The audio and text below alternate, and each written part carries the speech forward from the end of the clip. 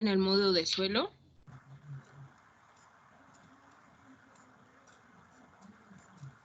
Sí, podemos esperar tantito, Citlali, es que me está contactando para ver si hacemos videollamada. Claro que sí, gracias. Gracias. Como decía, al final esta información la voy a subir a YouTube, pero está bien, esperamos.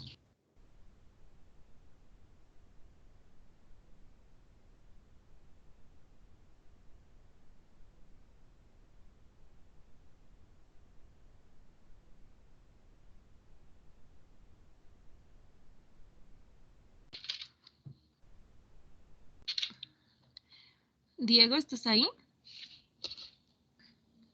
Sí. Hola, Diego, ¿tú también tenías examen? No, maestra, yo no. Es que, bueno, más bien me sorprendió que hoy, el día de hoy, nadie me contestara. Generalmente me contestan rápido, respecto a, ¿cómo se llama? Respecto a conectarnos. Entonces no sé qué pasó y ahorita me decía Alexandra que estaban en examen, por eso pensé que era tu caso. No, maestra. ¿Saben de qué fue su examen o de en qué examen están? No. Alexandra, ¿tú sabrás? No, es que no sé bien si iba a ser examen a esta hora o iba a ser examen como más tarde. No, ya, o sea, ya no entendí bien qué fue lo que pasó. Pero pues en lo personal yo no le pude contestar rápido porque estaba haciendo tarea y pues he tenido bastante tarea.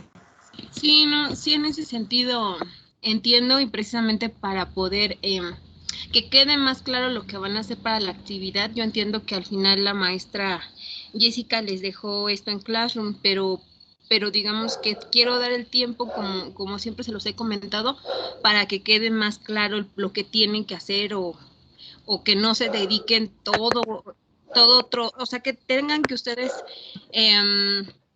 considerar más tiempo para revisar esta información, porque hay veces que cuando nosotros nos dan información para leer, depende mucho de qué tanto nos organicemos o qué tanto nos dejen de tarea, en el caso de ustedes, qué tanto les dejen de tarea para poder revisar a conciencia la información. Es por eso que quiero revisarlo hoy. Pero bueno, ya Citlali ya se habrá comunicado contigo. Sí, profesor, ¿cómo estás? ¿Profesora? Sí, bueno, entonces comenzamos.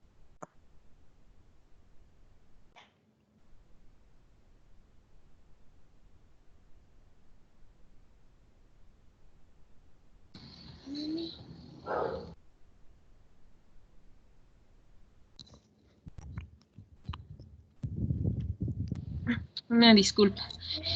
Bueno, entonces, el tema es, permítanme, en este módulo es características del suelo, contaminantes, qué es el suelo, cómo se integra.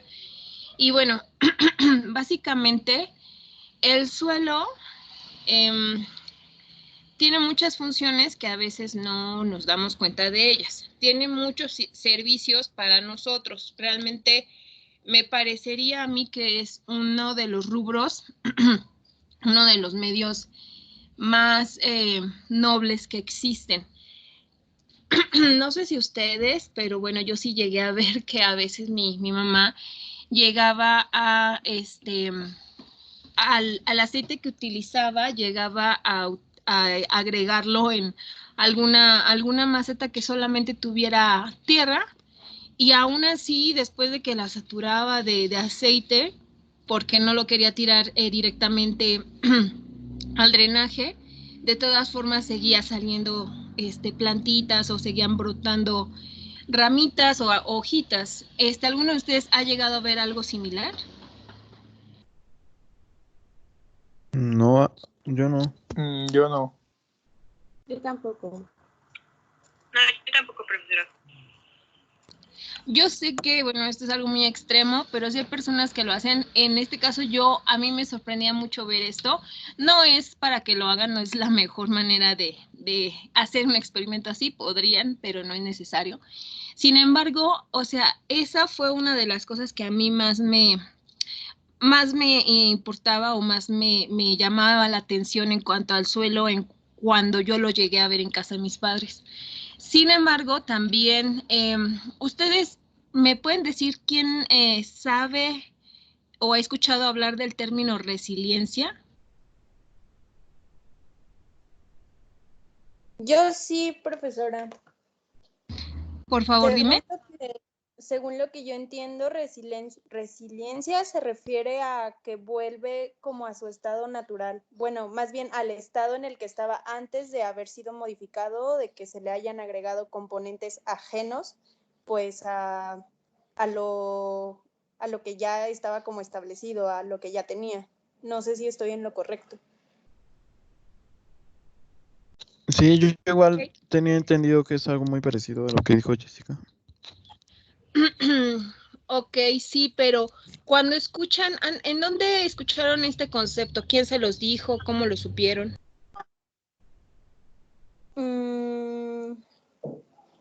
Recuerdo que alguna vez lo leí y busqué el concepto, pero la verdad es que ya no recuerdo bien en qué, pues vaya, en qué concepto lo estaba leyendo. Una Ajá. vez mi hermana me dijo que yo era muy resiliente a las situaciones como familiares. Ok. Y ya. Ahora, entonces, ¿qué sería resiliente? Así ya en palabras más comunes. Pues tipo aguante, ¿no? Ok, sí. Por ejemplo, lo que les estaba diciendo. En un sistema donde se le está agregando, pues, contaminantes o agentes que no pertenecen al mismo sistema, se tiene entonces una respuesta positiva a pesar de todas las alteraciones del medio. Entonces el suelo para mí es eso. De hecho, si alguna vez ustedes llegan a escuchar o a buscar la palabra resiliencia o resiliencia, ustedes lo más probable es que encuentren una imagen muy característica de un desierto o de un suelo pues muy seco, de donde está surgiendo una hojita, una plantita, un brote.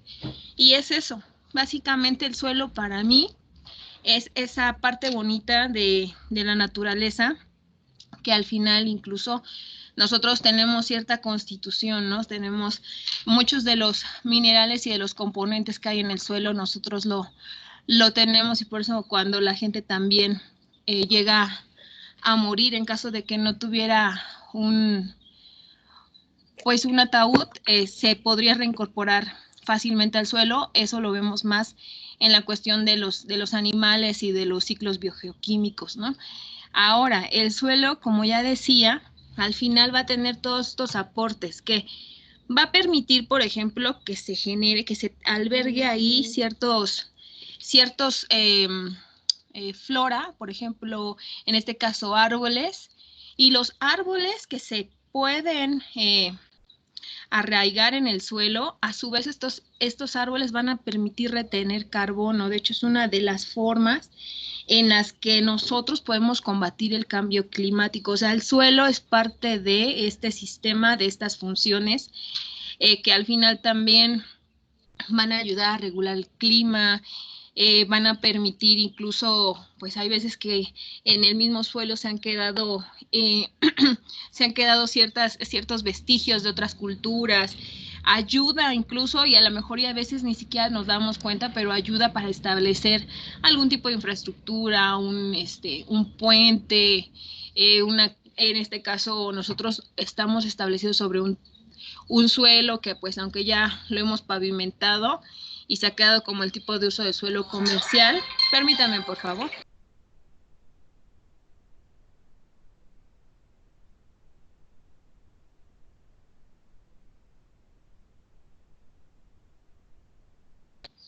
Disculpen, más bien estamos sobre uso de suelo habitacional, había dicho comercial.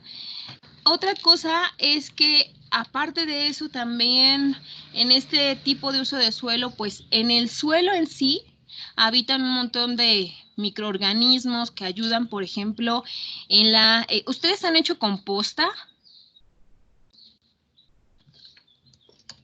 ¿Quién sí, quién Una no? vez yo Sí. hice en la boca. ¿Quién más? Sí, yo. Yo. Ay, es que nombres, porfa. Jessica, bueno, yo sí he hecho, Jessica. Ajá. Y Alexandra, yo también. Alexa. ¿Solo hicieron o siguen haciendo? Solo hice. Solo hice también. Alexandra. Solo hice, pero tengo planes de seguir haciendo.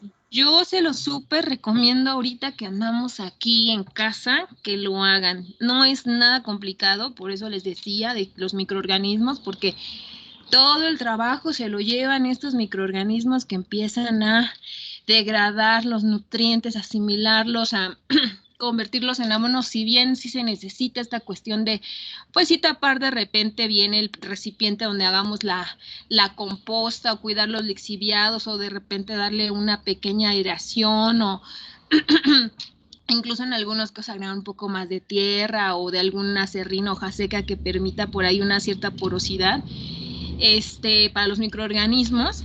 Al final, o sea, independientemente de que ustedes tuvieran que cuidar estos factores que acabo de mencionar, el suelo es tan hermoso que sin necesidad de que ustedes cuiden esto, perdón, sin necesidad de que ustedes cuiden estas variables de temperatura, de la humedad del suelo, de los lixiviados, de los nutrientes que agreguen, después de un tiempo, créanme, hagan ese experimento, dejen un bote, agreguen residuos de sus orgánicos, tápenlo con tierra, tapen bien el bote para que no se generen mosquitas y van a ver que después de un tiempo van a obtener sí o sí composta. O sea, van a ver cómo se degradó y cómo se asimiló. Entonces, esto es una forma de que pues aprovechemos cómo es de que estos nutrientes pueden regresar a la tierra, pueden regresar a un suelo, pueden incrementar su valor, de nutrientes y estos a su vez se pueden utilizar para sus plantas y que realmente hay veces que las personas dejamos de hacerlo porque pensamos que sí tenemos que controlar todas estas variables. Obvio, si queremos tener un suelo que tenga o cumpla con cierta normatividad, porque hay ciertas normas que nos dicen cómo deberíamos de hacer una composta. Pero eso es independiente de que nosotros podamos no generar tantos residuos, incluso y poder aprovechar lo que nosotros estamos generando para que se convierta en algo que sea productivo. Se los super recomiendo ahorita Alexandra que comentaba que está pensando en hacerlo, ojalá si te animes y ojalá los demás de verdad hagan esa prueba. Yo se los comento porque yo cuando vivía con mis papás, ellos tenían un espacio grande, yo actualmente vivo en un departamento pequeño y antes en la casa de mis papás era más grande, era pues sí una casa y entonces tenía un espacio donde había plantas, donde tenía mi mamá plantas, de hecho tiene plantas y tenía un bote grande donde nosotros hacíamos lo que yo les acabo de decir. Y yo me acuerdo que en la escuela nos decían, no, pues es que tienes que controlar el pH y darle vueltas, remover la tierra, hacer ciertos pasos. Y la verdad es de que por una u otra cosa que se me llegara a olvidar o porque yo a lo mejor se me olvidara que los había colocado, cuando iba y regresaba a verlos, no sé, un mes, mínimo unas 3 semanas después, ya podía yo darme cuenta de cómo era que ya ni siquiera olía mal, de que también se había reincorporado, de que se estaba generando más esta parte del suelo. Bueno, este suelo tiene, como ya les decía entonces, muchas funciones que nosotros podemos seguir aprovechando desde casa y aunque no sea desde casa, pues sí desde toda esta parte de nuestra vida cotidiana o la podemos ver simplemente alrededor de nosotros o cuando vayamos a ver un puente o cuando sepamos que alguien encontró vestigios arqueológicos o cuando incluso del mismo suelo se tome piedra, arena para construir el lugar donde estamos viviendo o simplemente con los ciclos biogeoquímicos.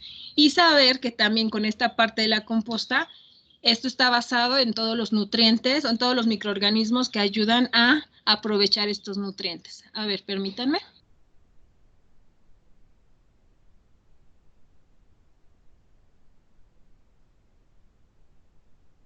Ok, entonces el suelo no es otra cosa más que una serie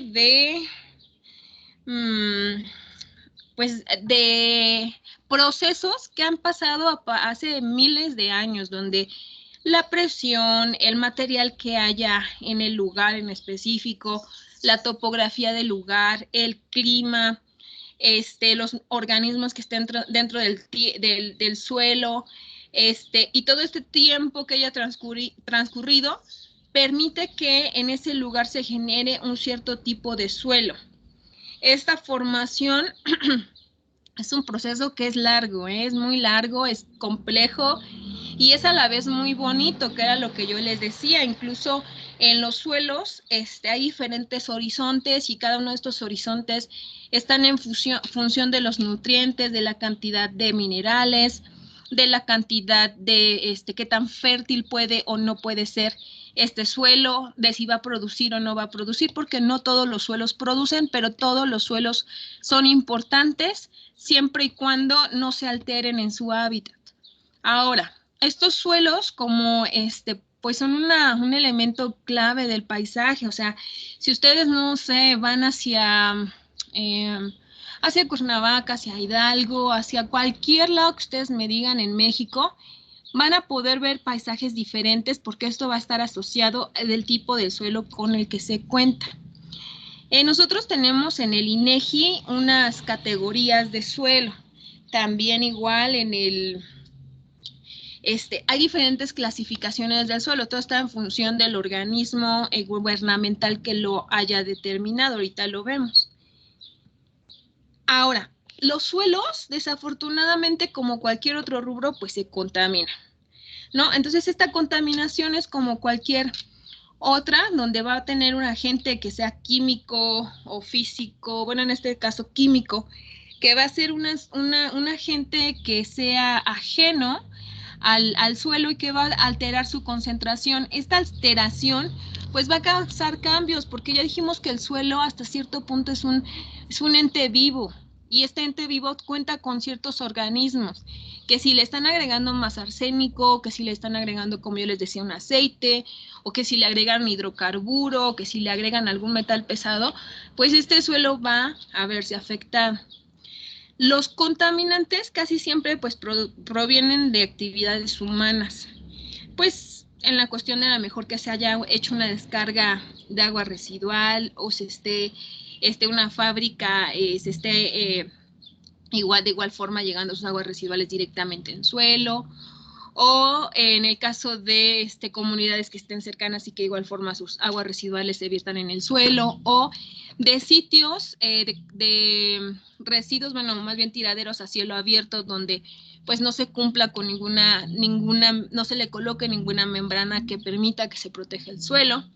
Entonces, todo esto, pues va a afectar cómo va a ser la dinámica del suelo. Ya no va a ser la misma, porque va a estar contaminado con un agente que va a alterar esta composición original, ¿no? Y esto se tiene que evaluar, porque muchas veces, como yo les decía en el ejemplo inicial, mi mamá agregaba aceite de cocina en lugar de agregarlo, no sé, en una botella, porque eso fue hace mucho tiempo, fue antes de que incluso se diera esa recomendación de que no se tenía que vertir directamente en drenaje. Pero ella, por tratar de ayudar a, no sé, algo en su inconsciente, dijo, bueno, esto no tengo que echarlo directamente, y entonces lo iba echando en una maceta que, bueno, básicamente era solo suelo, y lo que les decía que pasaba era que seguía brotando de ahí plantitas o brotes que se veían que estaban sanos, pero el que se vieran que estuvieran sanos no significa que lo estuvieran. Otro ejemplo, les comento, hace mucho, bueno, no mucho, en 2012 yo trabajaba para supervisar que se remediaran suelos contaminados con hidrocarburos. En uno de los sitios a los que tenía que visitar fue en Campeche, y el suelo estaba lleno de hidrocarburos, era como un tipo plastilina. Y aún así, alrededor del lugar había cocos, o sea, había palmeras con cocos. Y realmente, si uno no supiera o no pudiera visualizar esa contaminación, uno podría pensar que el suelo está sano porque está produciendo frutos, pero realmente eso pasa a ser contaminación que está oculta, porque si nosotros no viéramos esa contaminación, o incluso había gente que aunque veía esta contaminación, se animaba a tratar de consumir estos cocos, pero cuando los llegaban a bajar, efectivamente los cocos pues no estaban sanos, no tenían incluso pues agua, no se veían bien, o sea, no era para consumo, pero si a lo mejor estos cocos hubieran sido o se hubieran visto más sanos, no podríamos realmente, sin hacer un estudio del suelo, poder saber si tiene o no contaminación en el lugar. Bueno, hay diferentes tipos de contaminación, hay al menos dos, una, la puntual y la difusa. La puntual es por algo específico, o sea, estamos en un lugar, se libera agua residual, se libera hidrocarburos, y entonces ahí sabemos que ahí en ese punto hay contaminación por X contaminante. En la fotografía del lado izquierdo, esta nata que ustedes ven aquí tal vez no se ve muy bien, pero esto casi puedo asegurar que son por hidrocarburos, como lo que yo les decía, y esta agua que se ve generalmente cuando un lugar está contaminado con hidrocarburos y es época de lluvia, cuando esta lluvia entra en contacto se hace como una especie de agua aceitosa. Entonces casi estoy segura que aquí tiene esto. Obviamente por la dinámica, el tipo de suelo, la contaminación va a profundizar, a esparcirse, dependiendo de las características del suelo. Ahora, aquí en este caso nada más se ve que es una contaminación en un lugar, es una contaminación sólida como tal. No podré decirles qué tipo de contaminación es, pero al final lo importante de esto es que para este tipo de contaminaciones que sabemos que ocurre por un evento específico y en un determinado lugar. Pero esto está basado o está causado casi siempre por actividades humanas. Por ejemplo, si estamos hablando de fábricas que estuvieron trabajando en cierto lugar y no tuvieron cuidado con sus residuos y todos los vertieron en el suelo o no dejaban sus residuos protegidos. Bueno, permítanme porque está pasando mucha música.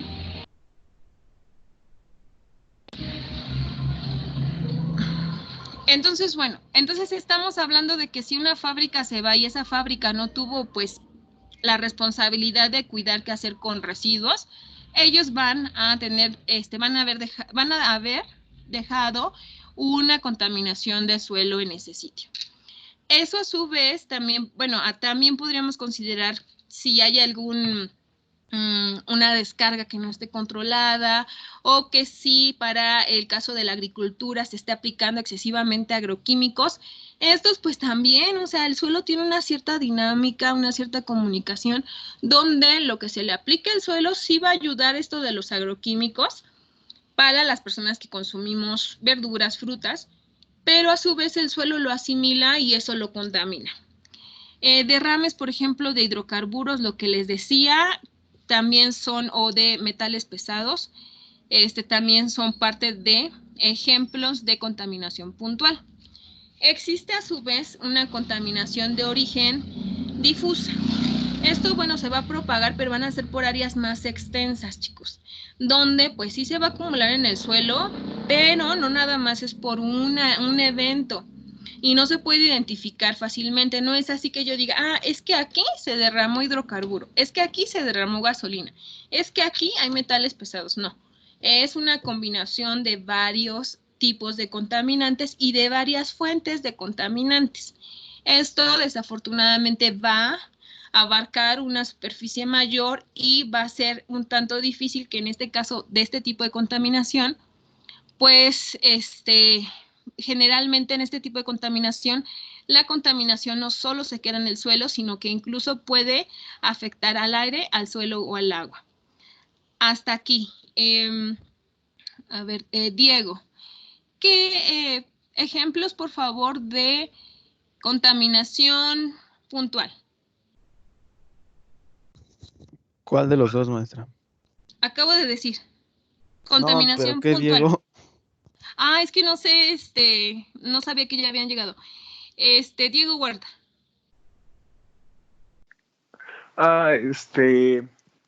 Pues, bueno, como la contaminación puntual es una zona en específico, pues se me ocurre quizá una empresa que entierre todos sus contaminantes. ¿Podría ser? Ok, sí. Basándonos en lo que yo había mencionado, ¿recuerdas qué ejemplos mencioné? ¿Uno por lo menos? No, la verdad, me guié más por el concepto que por los ejemplos. Jessica, ¿me puedes ayudar, por favor, en la contaminación puntual? Sí, bueno, había mencionado que podría ser como contaminación de hidrocarburos, por ejemplo, como la imagen que se mostraba en la diapositiva. Bien. Y bueno, ahorita que mi compañero Diego mencionó lo de una empresa, bueno, recordé lo que pasó con Cromatos de México, que estaba enterrando pues todos los residuos de su empresa, entonces yo creo que ese también podría ser un ejemplo de contaminación puntual. Que al final esa contaminación puntual Fue al puede aire. convertirse en difusa, Puede convertirse en difusa, Sí, porque y es que llega a la... el aire. Ay, perdón, adelante.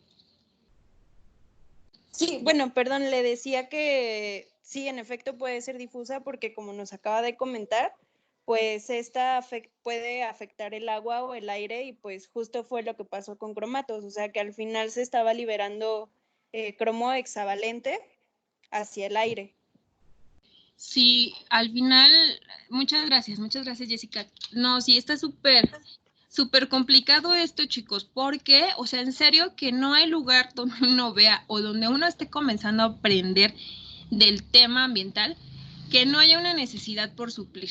O sea, realmente en este caso, esta cuestión de los ejemplos que ponen son muy reales, son muy palpables, son muy cercanos porque están en nuestro país y son cosas en las que tienen ustedes que intervenir.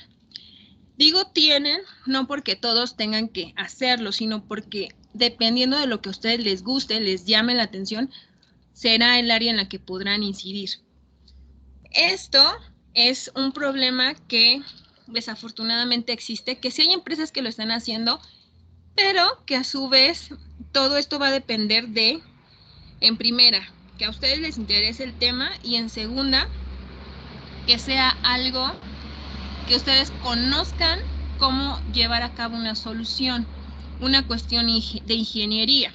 Ahora, en el caso de esto de las contaminaciones que les digo, es importante saber los tipos de contaminación que existen, porque al final el suelo tiene una cierta dinámica, una cierta forma en la que él va a transportar nutrientes, transportar minerales, infiltrar agua al suelo, al subsuelo, si es que tiene comunicación. Y si nosotros pues simplemente nos estuvieran ustedes trabajando en un proyecto para remediación de suelos contaminados, tendrían que saber en primera cómo se forma el suelo, entre comillas, porque pues no necesariamente tendrían que conocer todo de ello, pero sí por lo menos conocer qué tipo de contaminación es, cómo se comporta ahí ese suelo, hacia dónde pudo haber migrado la contaminación. Y en este caso, por ejemplo, ya aterrizándolo nuevamente a la contaminación del suelo de origen difusa, pues esto va a ser, como ya decíamos, al final no nada más va a afectar al suelo. Permítanme, por favor.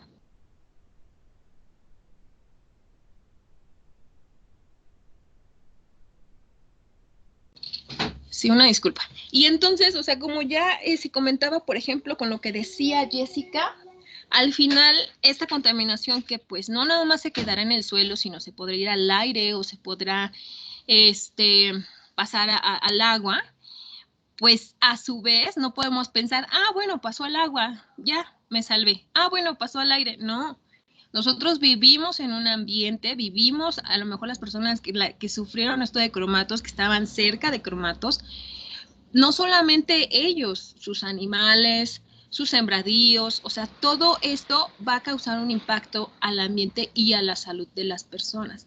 La salud incluso dependiendo del tipo de contaminante, pero generalmente si hablamos de metales pesados, personas que llegan incluso a tener problemas neuronales, o los bebés que pueden llegar a tener problemas más bien las mujeres a tener problemas de abortos por lo mismo, ¿no? O sea, son graves las consecuencias. Muchas veces pensamos que no, que a lo mejor como no vivimos en el lugar pensamos que no nos llega, pero recuerden que todo esto tarde o temprano sí va a llegar a algún problema que nos alcance, porque si estamos pensando que en cierto lugar estuvo la contaminación y se generó cierto tipo de fruta, hortaliza, verdura, eso puede llegar a la central de abastos y nosotros consumirlo sin que nosotros lo sepamos. Ahora, en este caso, estas trayectorias ya se ha investigado, ya se conoce, pero pues en ustedes también depende mucho que quieran hacer algo al respecto. Bueno, existen ciertas fuentes también, incluso de contaminantes del suelo, de los contaminantes del suelo. Por ejemplo, fuentes donde estamos hablando de el proceso de generación de suelo por sí, genera ya también en algunas partes ay, perdón, porque hay mucho ruido donde vivo. Entonces generan en algunos lugares que naturalmente se concentre más concentración de ciertos minerales o de ciertas, pues ciertos agentes que van a hacer tóxico un suelo o que no le van a permitir tener un valor real para el ambiente, no va a tener un valor agregado para el ambiente. Por ejemplo, como lo ven aquí, a lo mejor en este caso lugares donde se está haciendo, donde tienen tipo de suelo como donde tienen piedra caliza, por ejemplo, o donde hay lugares donde hay volcanes, o sea, al mismo tiempo, estos minerales que son un extra van a impedir que el suelo más bien van a ayudar o a impactar negativamente al suelo, porque van a generar que tengan unos, van a alterar la dinámica del suelo. Y a su vez también van a tener unos, por ejemplo, unos contenidos altos de ciertos minerales. Por ejemplo, como dice aquí, al ver algunos suelos que tengan naturalmente metales pesados que son mayores a los que realmente tendrían, con los que tendrían que contar, y que pues eso a su vez va a afectar a ciertos elementos, como ya les mencionaba, de que el suelo tiene diferentes horizontes, horizonte A, horizonte B, también tiene otros horizontes como el horizonte más profundo es el que se le llama roca madre, y entonces ahí incluso si se tiene esta cantidad de nutrientes, que también, bueno, más bien esta cantidad de metales pesados que se han hecho de forma natural, dependiendo de las condiciones del lugar donde se encuentra este suelo, a su vez va a afectar, porque tampoco es, en este caso, aunque podamos pensar que por ser natural no pasará nada, sí tendrá una repercusión. Entonces también, por lo tanto, tendríamos que conocer cuál es el tipo de suelo en el que estamos trabajando, en el que se ha desarrollado una alteración al mismo, y si se ha llevado a cabo una contaminación incluso extra causada por el hombre. No nada más es que el hombre contamina, sino que ver el lugar y estudiarlo detalladamente, conociendo si en el proyecto de estudio hay una contaminación por el hombre, por cuestiones naturales o una combinación. Ahora, permítanme, por favor.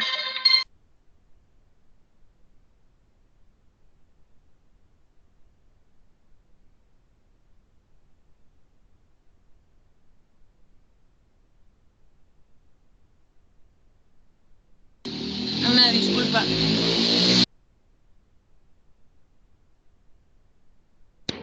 Es que en serio no sé si les pasa a ustedes, pero donde yo vivo hay mucho ruido. Y aparte me están hablando. Ok, bueno.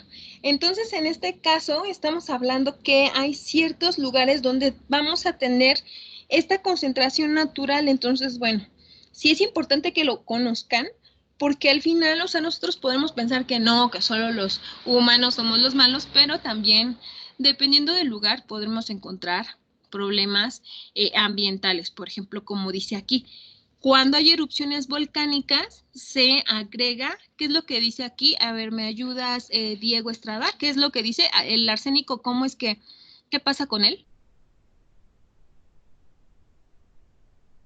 Las fuentes naturales de arsénico incluyen erupciones volcánicas y la meteorización de minerales que contienen arsénico y yacimientos minerales, pero también zonas mineralizadas naturalmente de arsenopirita, formadas por la meteorización de rocas con contenido de sulfuros.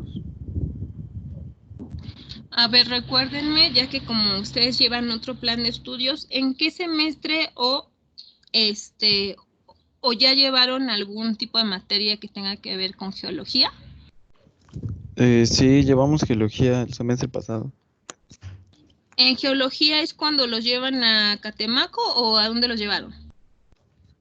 Sí, a Catemaco. Ahora, ¿qué es esto de la meteorización?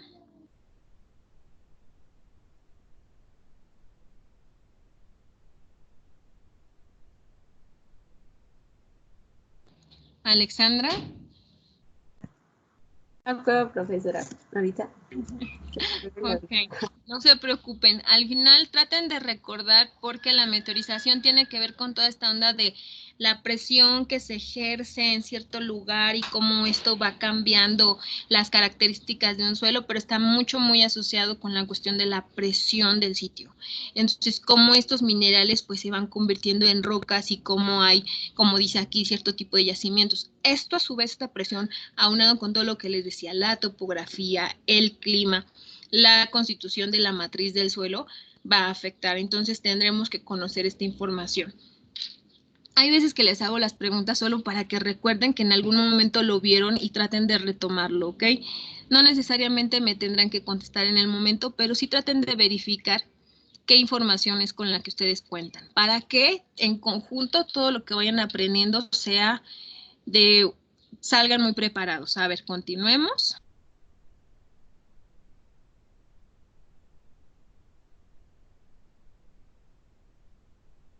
Entonces, bueno, decimos que ahora sí, vamos a ver, ya tenemos las fuentes naturales, cuáles son los tipos de contaminación que existen y qué fuentes antropogénicas tenemos. Las principales, pues sabemos entonces que como ya lo hemos hablado muchas veces y tal vez ya lo sepan, pues hablamos de que la industria contamina, las casas contaminan, los municipios contaminan, el agua residual que se desecha de cada una de estos rubros contamina. ¿Qué agroquímicos o pesticidas se están agregando en la agricultura? ¿Y qué otros tipos de productos derivados del petróleo podrían afectar? ¿Me ayudas, Jessica, a leer el siguiente párrafo? Sí, estos químicos son liberados al medio ambiente accidentalmente. Por ejemplo, los procedentes de derrames de petróleo o de la lixiviación desde los vertederos o intencionalmente, como sucede con el uso de fertilizantes y plaguicidas, irrigación con aguas residuales no tratadas o la aplicación en suelos de lodos de depuradora. Entonces, en este caso, hablando pues de que nosotros podemos hacerlo o muchas personas pueden contaminar también sin que a lo mejor tengan una conciencia completa de lo que están haciendo, ¿no? Puede también ser no nada más, pues porque yo estoy enviando mis aguas residuales, sino que también puede haber accidentes donde estos derrames puedan llegar a ríos, a mares.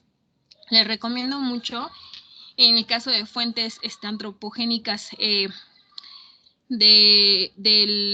este caso hablando de los accidentes y de derrames de petróleo, les recomiendo, si es que tienen tiempo, ya cuando tengan tiempo, de ver una película que se llama Deepwater Horizon, está me parece que en Netflix, y habla de esto combinado con la cuestión de riesgo ambiental. Es una película real de un derrame de una plataforma petrolera y que pues fue muy considerable. Bueno, ahorita no les platico de eso, pero sí quiero que lo consideren. Permítanme.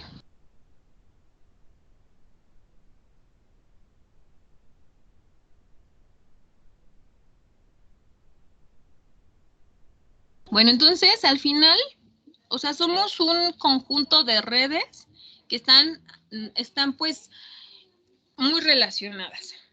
Tenemos que, pues contamos con nuestro suelo, que en algunos casos se conecta con el subsuelo, y que de estas fuentes que nosotros tenemos residuos industriales, residuos de cualquier tipo, si hay algún tipo de irrigación, si tenemos agua de mar, residuos domésticos, la cuestión atmosférica, ya sea la lluvia, el polvo, los agroquímicos, plaguicidas, lo que se le agrega al suelo, todo esto agregado al suelo en alguna medida, en alguna concentración, va a alterarlo, va a provocar un cambio.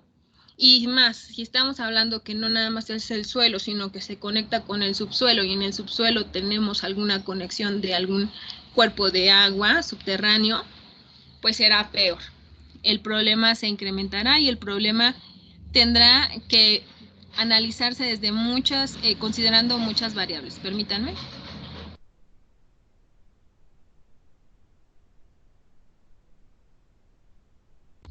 Respecto a estas fuentes de antropogénicas, esto también va a generar, pues por lo tanto, esta combinación de agentes que vimos hace rato, pues una contaminación en el suelo, donde como consecuencia de, por ejemplo, el uso de plaguicidas o de que se hayan agregado residuos sólidos al suelo, podría haber una sobrefertilización en el mismo, o podría haber una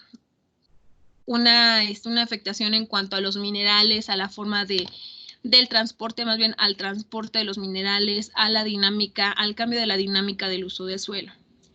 Ahora, vamos a ver entonces qué contaminantes son los que más contaminan o los principales que contaminan al suelo. Podemos hablar que están divididos por sus características químicas, ¿ok? Esta característica, pues, es para facilitarlo, de acuerdo a Swartjes, para facilitarnos a todos una comprensión rápida de cómo están estos contaminantes. Tenemos dos tipos primero: contaminantes orgánicos e inorgánicos. En los orgánicos tenemos que son tipo clorados o no clorados. En el inorgánico simplemente es metal, metaloide o no metal. Y hasta abajo aparecen los ejemplos. En el caso de los que son clorados, se dividen en alquenos y alifáticos, donde los alquenos son las dioxinas, los alifáticos, los aromáticos. Los aromáticos, en el caso de los no clorados, los alifáticos y los alquenos, se vuelve a dividir, donde estamos hablando de, en el caso de alquenos, el etano, y los alifáticos, el famoso Betex. Ahora, de aquí, ¿qué contaminante o con qué contaminante han trabajado ustedes en laboratorio?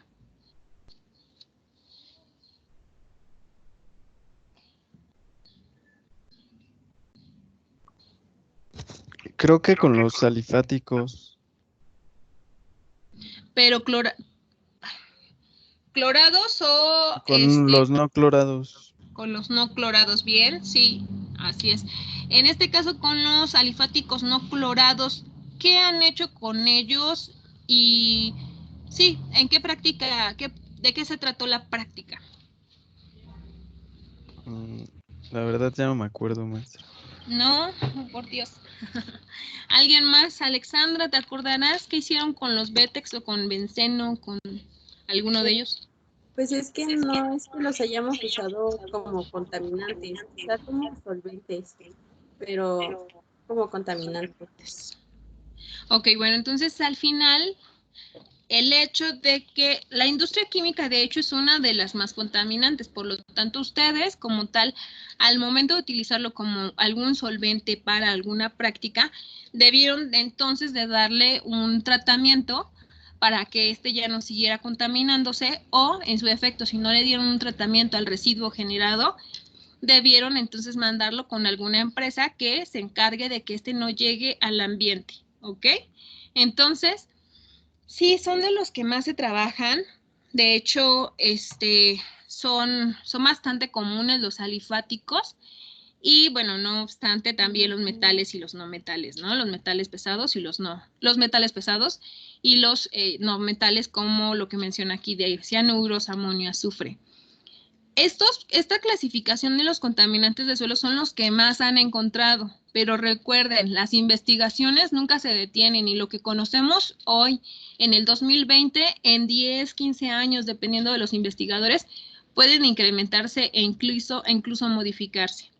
Pero por el momento nosotros contamos con esta clasificación y al menos habremos oído de 10 de los 15 o 20 que están enlistados aquí, ¿no? Ahora, ¿qué propiedades tiene el suelo, chicos? Me gustaría que uno por uno me vaya diciendo alguna propiedad que conozca, que recuerde o que haya escuchado. Así, entonces, comenzamos con Citlali. ¿Le puede regresar tantito a la...? Ah, sí. De hecho, recuerden que esta práctica, la maestra Jessica, esta presentación, la maestra Jessica se las dejó en PDF en Classroom, ¿ok? No se preocupen por eso. Ah, ok, entonces ya le puedo explicar. Gracias, profesora. Sí, de nada. Ahora, hablando de estas propiedades, les pediría por favor, Citlali, si me pudieras ayudar con mencionar si conoces alguna propiedad del suelo y decirme el nombre. La permeabilidad. Ok, muy bien. Siguiente, Alexandra, ¿alguna que conozcas? ¿Retención de carbono? No necesariamente, eso está más asociado a lo que les decía. Bueno, se fija un poco de carbono sí en el suelo, pero más sobre la cobertura de los árboles, o más bien en el tronco, es donde más se absorbe el carbono. ¿Alguna otra propiedad que conozcan, Diego Estrada? ¿Puede ser el pH óptimo? Ok, podría ser, sí, el pH, dejémoslo en pH. Jessica. ¿También una propiedad química o física? O bueno. No, la que tú conozcas, la que tú recuerdes que hayas escuchado. Bueno, yo recuerdo que en propiedades físicas podría ser la porosidad, o no sé si más bien tenga relación con la textura. Sí, tiene relación con la textura y con la permeabilidad, que creo que fue lo que comentó Citlali. Creo que Citlali dijo permeabilidad, pero sí. Y por último, gracias. Y por último, Diego Huerta, ¿alguna otra que conozcas? Pues incluso yo consideraría que es la más común, sería la fertilidad, ¿no? Ok, sí, también está relacionado. Miren, ahora, ¿por qué lo pregunto? Pues para saber qué tanto, lo siento, qué tanta información tienen hasta el momento de esta cuestión de suelos.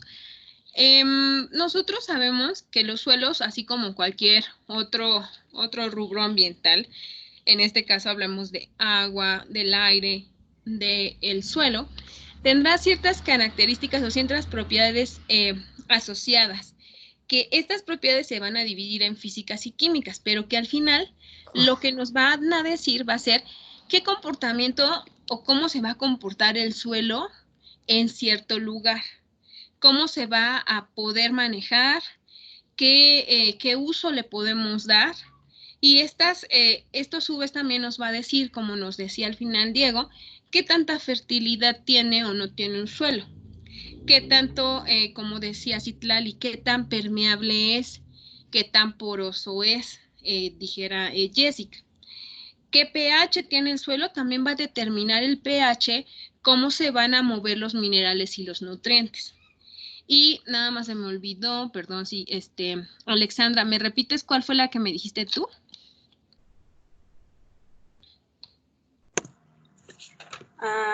Pero dijo que la que yo le había dicho estaba mal. Ah, ok, perdón. Bueno, en este caso, pero a su vez todo esto, hablando ahora sí de la parte fertilidad, también podrá permitir entonces que en ese suelo haya árboles robustos, árboles grandes que puedan entonces fijar el carbono, que sería, si bien no una propiedad, sí algo que nos ayudaría a darnos un servicio y en este caso incluso a combatir el cambio climático. Ahora, en el suelo no podemos pensar que solo hay sólidos, chicos. En el suelo realmente hay una fase sólida, una fase líquida y una fase gaseosa. hay partículas de gas que pues esas también ayudan a la dinámica del suelo, ayudan a poder transportar, como ya decía yo previamente, nutrientes o incluso algunos minerales. Esto va a depender del estudio que ya se haya hecho previamente en algún lugar y que se conozca, por lo tanto, cómo se llevan, cómo interaccionan. Vamos a ver. Las propiedades físicas son la textura, la estructura, la consistencia, el color, la temperatura y la profundidad del suelo, ¿ok? La textura está relacionada, sí, con la porosidad y la permeabilidad, pero eso, ahorita lo vamos a ver. Esta parte de las propiedades físicas, vamos a regresarnos, textura, estructura.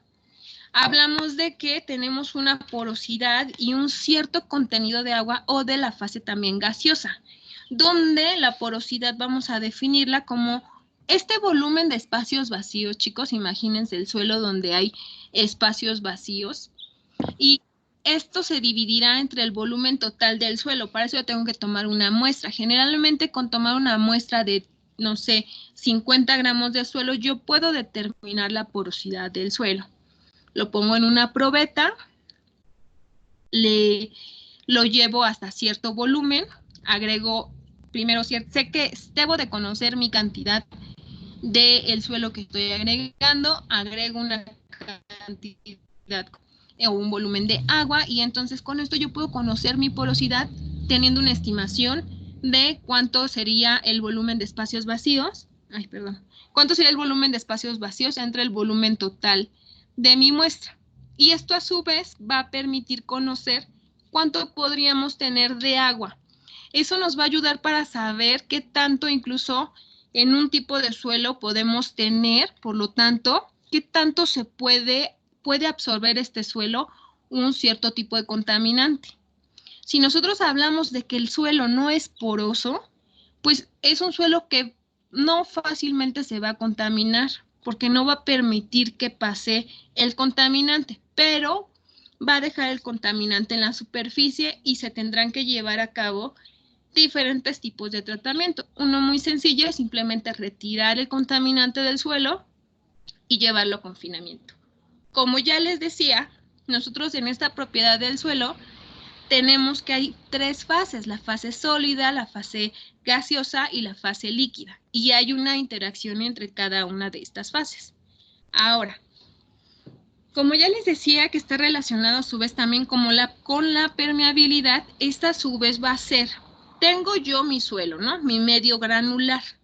Y entonces si yo le paso le agrego líquido, 1 litro, y puedo observar qué tanto de ese líquido pasa o se transmite en este suelo, y esto está basado en el coeficiente de conductividad hidráulica. Si yo observo mis macetas, o si yo simplemente voy al campo, o si estoy en algún lugar y hago pasar cierto líquido, si este líquido no pasa, si este líquido no atraviesa la superficie de esta textura de suelo, entonces no estoy considerando que no es permeable. Por el contrario, si permite atrapar este líquido, será un suelo que es permeable, y si bien este suelo me va a permitir a mí poder, en un caso específico, infiltrar el suelo a mantos pues subterráneos, a mantos de agua, también a su vez se convierte en un grave problema cuando estamos hablando de contaminantes. Permítanme, por favor.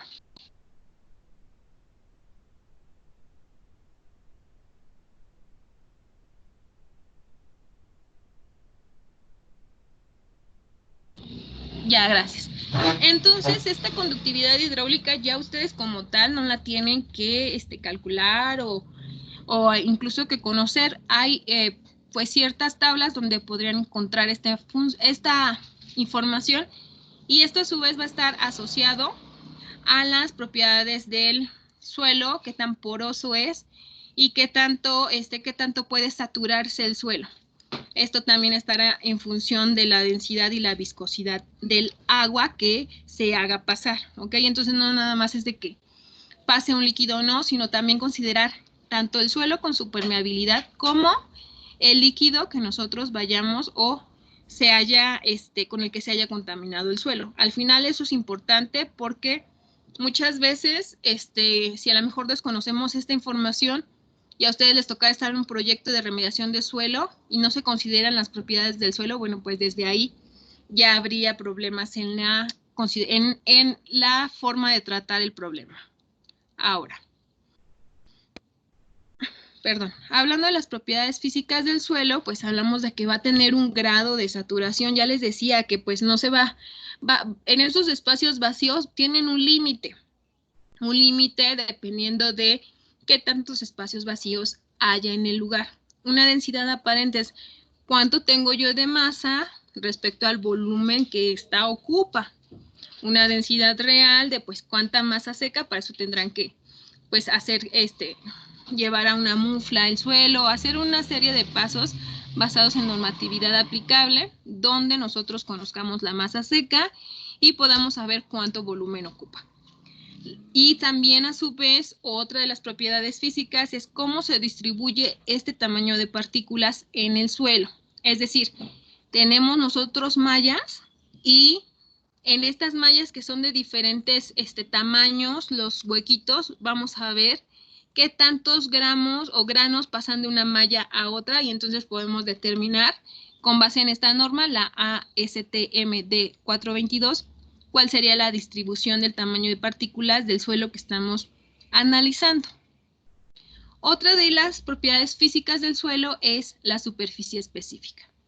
Esta superficie va a estar en relación con pues los minerales que hay en una superficie y a su vez esto nos va a ayudar a decir qué proporción de área puede resultar con cargas, esto a su vez nos va a ayudar a saber dónde habrá mayor presencia de contaminantes. Entonces tendremos que nosotros determinar el tamaño de partícula, así como el porcentaje de partículas que pasan por una malla determinada y nos va a indicar cuál sería el porcentaje retenido.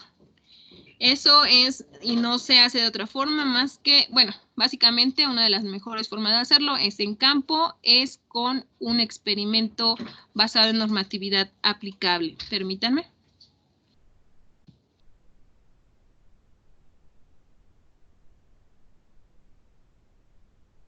Ahora, por favor, de las propiedades físicas, nuevamente les pido que me mencionen propiedades físicas diferentes a las que mencionaron inicialmente. Comenzamos con Diego Huerta. Pero de las que ya mencionó.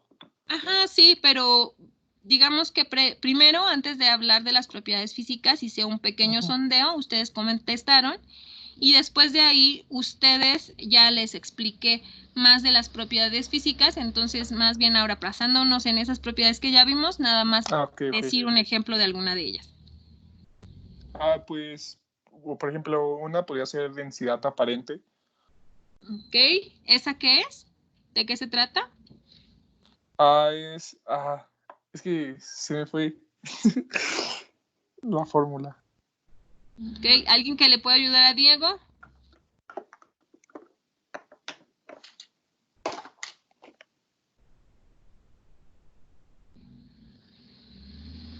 ¿Quién más? Densidad aparente. A ver, recuerden un poquito. Diego Estrada, ¿te acuerdas? ¿Era algo como la cantidad de suelo entre volumen? Más o menos. Aquí es la masa de una masa en específico, una masa que nosotros conozcamos, entre el volumen que ocupa. Esa es la densidad aparente, ¿ok? Está dado por los gramos por centímetro cúbico.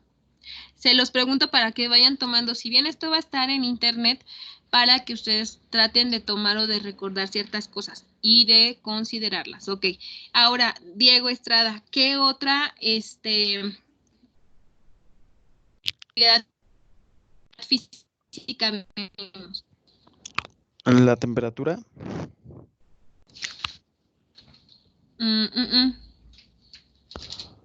No, no la vimos. O sea, sí, tal vez sí la mencioné, pero bueno, que se haya explicado más.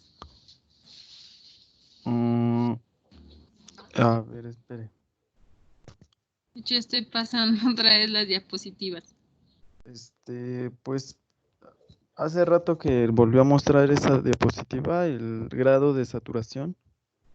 Ok. ¿Ese qué es? Era como la relación entre la cantidad de agua y los espacios. Ok, bueno, ya pasé la diapositiva y sí es el volumen de agua entre el volumen de los espacios vacíos. ¿Para qué nos sirve el grado de saturación, Jessica?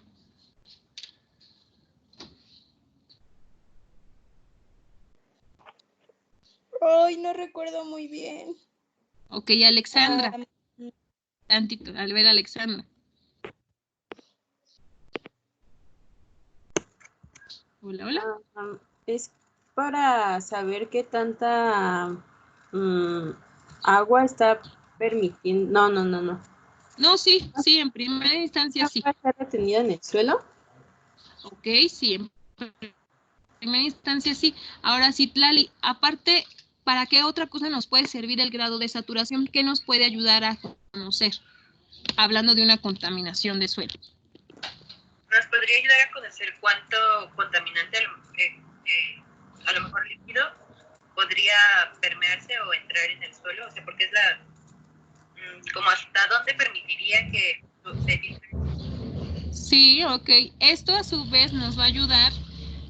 Muchas gracias. Todo esto, densidad aparente, grado de saturación, densidad real, porosidad, permeabilidad, todo esto nos sirve no solamente para saber qué tanta infiltración va a haber de agua, sino también dependiendo del contaminante que ingrese, siempre y cuando esté en estado líquido, qué tanto va a saturar este suelo y qué tanto me puede causar de contaminación en el mismo, dar una estimación por lo menos, sin necesidad de hacer cálculos más fuertes. Y conocer entonces la superficie específica nos va a ayudar a saber en qué zonas o en qué lugares podemos tener mayor presencia de contaminantes. Ahora, hay propiedades químicas. Estas están asociadas a qué elementos químicos hay en el suelo, qué intercambios catiónicos hay, el pH de suelo y la conductividad eléctrica. Hablando de la materia orgánica, el pH y a su vez el potencial redox, que tiene que ver con conductividad eléctrica, pues nos va a ayudar a que si nosotros sabemos cuál es la carga de un suelo, en este caso, si se está hablando de que la carga podría ser negativa y las cargas que lo van a estar balanceando son cationes como el sodio, el magnesio, el potasio, pues van a ayudarnos a que entre ellos se formen una serie de cationes intercambiables que van a ayudar a que en este suelo se pueda tener pues un grado de pues en este caso, como lo menciona aquí, podemos hablar de que habrá un cierto grado de intercambio catiónico. Ahora, esto a su vez nos está hablando de que considerando estas propiedades químicas conoceremos entonces la dinámica que existe en un suelo respecto a los cationes, al pH que lo integra, a la conductividad eléctrica y por lo tanto a saber la dinámica que existe en este suelo. Pero esto ya estará en función de que nosotros lo analicemos en la cuestión química. Ahora, ya dependiendo de con lo que nosotros sepamos del suelo, podemos entonces saber qué usos se les pueden dar al mismo. En en el mundo, en el planeta Tierra, el suelo, pues al menos un 30%, pues menos del 30% de la superficie del planeta es suelo. Permítanme. Entonces, ese 30% con el que contamos, pues en algunos casos será utilizado para agricultura, para ganadería, para viviendas, para centros comerciales, para hospitales. Entonces hay diferentes tipos de usos que se les puede dar y como ya lo veíamos al inicio, es un recurso muy importante. y que en algunas veces pues se le ejerce una presión considerable y por eso incluso hasta se llega pues a erosionar o a perder la riqueza del suelo o incluso a cambiar el uso del suelo, lo cual no debería permitirse, pero desafortunadamente existe. Ahora, es importante por lo tanto que nosotros sepamos pues cuál sería el uso del suelo más correcto, más definirlo, ya está definido de hecho, cuál es el uso del suelo que se le da a ciertos lugares y está establecido y que se respete. Han habido, pues, ¿esto cómo se puede hacer? Bueno, utilizando, pues, cartografía, se puede hacer utilizando software y al final haciéndolo mediante un sistema de información geográfica y poder definir dónde y cuál es el catastro del uso de suelo que se le está dando, o la clave catastral. ¿Cómo se clasifica? Bueno, podemos hablar que están zonas residenciales, zonas de viviendas, zonas industriales y zonas comerciales. Ahora, rápidamente, ya para casi terminar, díganme si conocen, Diego Estrada, ¿conoces cuál sería el uso de suelo que tienes en donde vives? ¿Tú sí lo conoces? Pues supongo es residencial. Ok, sí, pero ahora, ¿ustedes han escuchado hablar de, no sé, de Jalostoc en Ecatepec? Diego Huerta. No, profesora. No, ok. ¿Han escuchado hablar de Naucalpan en, ¿cómo se llama este lugar? ¿Dónde está Naucalpan? Creo que se llama Alce Blanco. ¿Han escuchado hablar de Alce Blanco en Naucalpan? No, maestra. ¿Quién más? Alexandra, ¿has escuchado hablar de alguno de estos dos?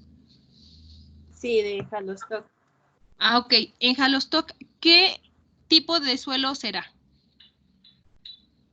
En su mayoría. ¿Industrial? Así es. En los dos ejemplos que dije es zona de uso industrial. Simplemente cerca también de Vallejo también tenemos zonas industriales. La verdad son zonas, si han ido a zonas industriales. ¿Han ido a zonas industriales? Jessica, ¿has ido? No, profesora, no he visitado alguna zona industrial.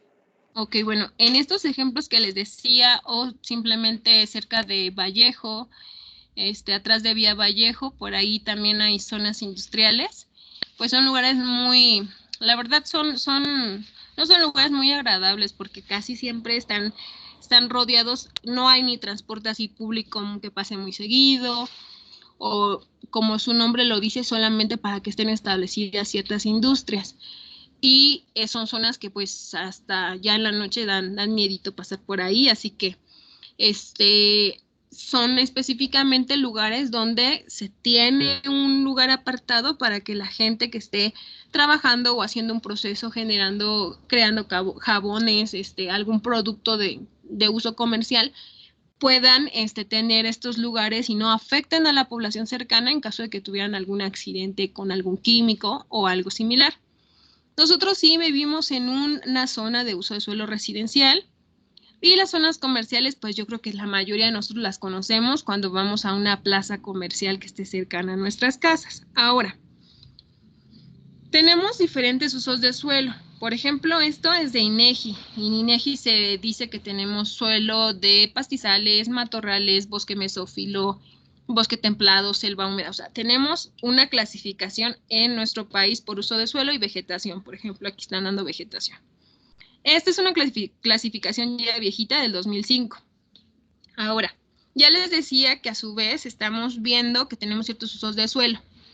Estos usos de suelo estarán en función del lugar o el país donde vivamos, porque en otros lugares se conocen de diferente manera. Pero, bueno, al menos conocemos que existen residencial, el de viviendas también, bueno, decía viviendas, decía de taller, decía de industria y de comercio. Pero ya les estaba yo mencionando que también el suelo nosotros estamos considerando que el suelo también va a estar en función de los ciclos biogeoquímicos porque en algunos de ellos van a integrar ciertos nutrientes a nuestro suelo. y van a permitir, por lo tanto, que haya un equilibrio en nuestro sistema, en la biosfera, en la hidrosfera. Ahora, estos ciclos pues tienen una interacción entre el aire, el suelo y el agua, o sea, no nada más se detienen a solo voy a interactuar con el suelo, no. Hay un intercambio entre cada uno de estas, de estos rubros, de esta parte de suelo, agua, aire, y a su vez van a interactuar con la fase biótica y abiótica de en el caso del suelo, para poder entonces regresarle algunos nutrientes a él mismo. Los ciclos biogeoquímicos que más se conocen es el carbono, hidrológico, el nitrógeno, oxígeno, el de fósforo y el del azufre, ¿ok?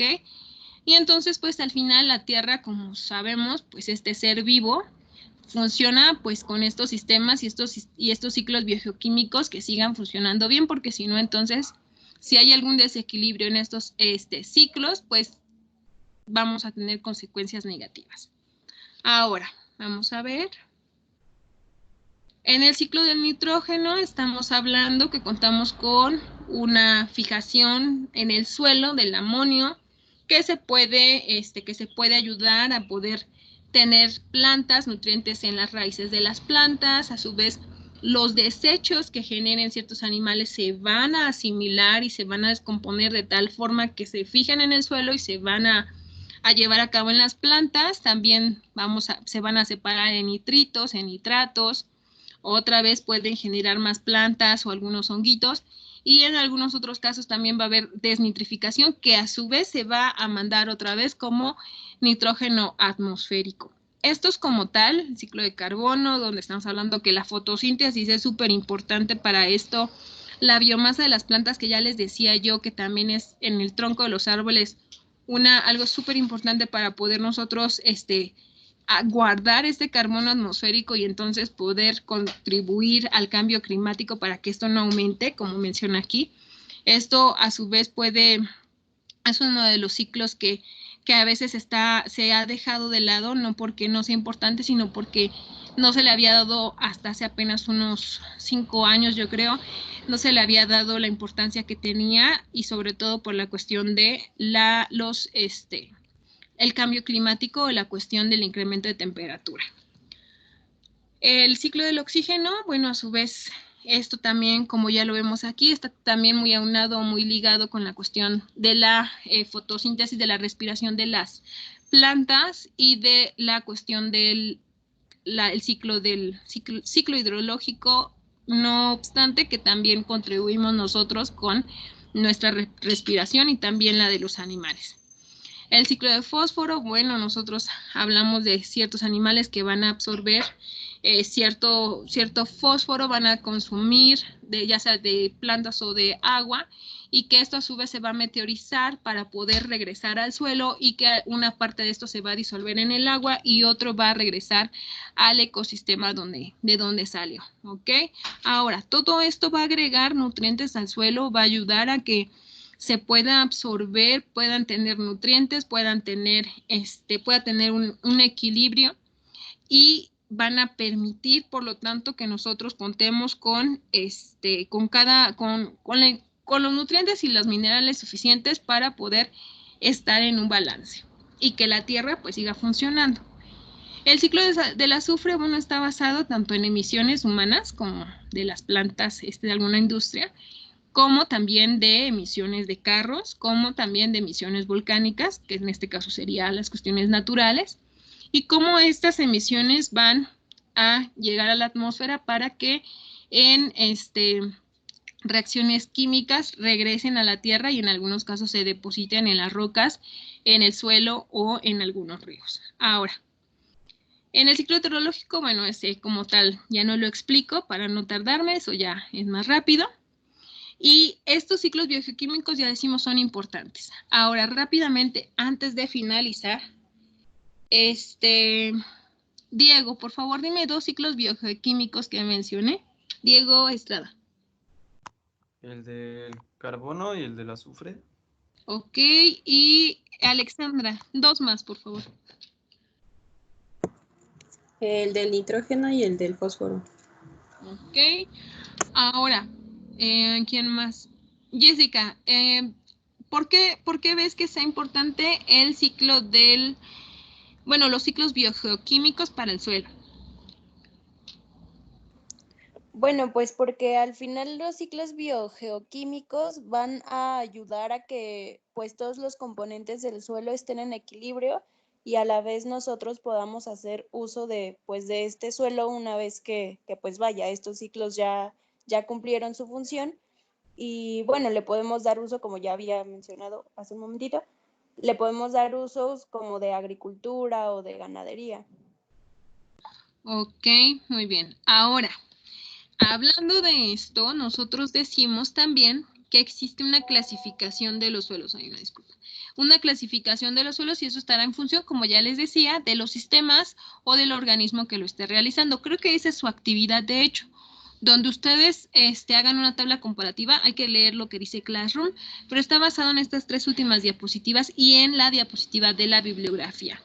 Esto ya como tal, hasta aquí me quedo, ya no lo alcanzo como tal a dar porque tengo otra clase, chicos, pero les puedo decir que está el Sistema Unificado de Clasificación de Suelos, aquí está la columna de arenas, gravas, cuál es el símbolo que lo representa, cuáles son, qué pasa, en este caso está hablando de las fracciones en los tamices, es decir, estamos hablando de tamiz de suelo que a su vez va, si pasa o no pasa el tamiz, si se pasa por 5 milímetros, si pasa ¿qué porcentaje de 5 milímetros de diámetro del tamiz?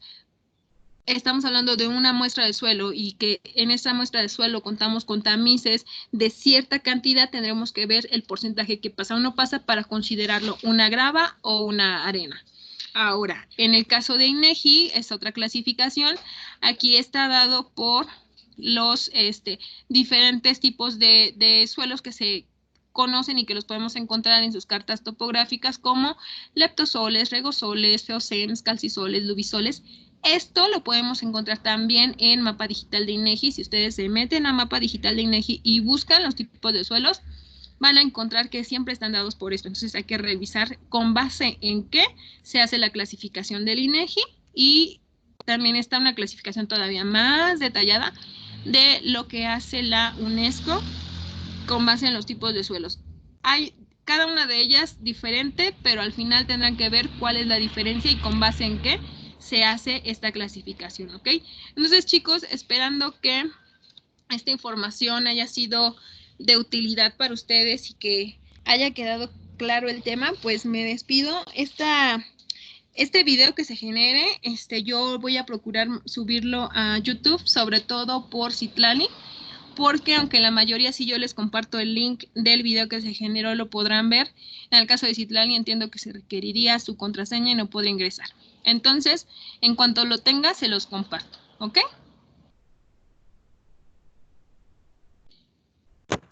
Sí, gracias. Pues Gracias. Gracias a ustedes, chicos, y que, ¿qué más les iba a decir?